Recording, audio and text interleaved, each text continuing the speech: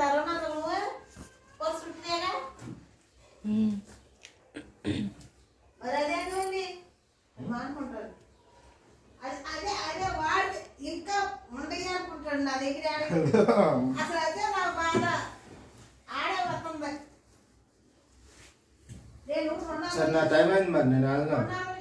ఈ అమ్మాయి అంటే ఇచ్చింది చాలు అమ్మ కూరగాయలకి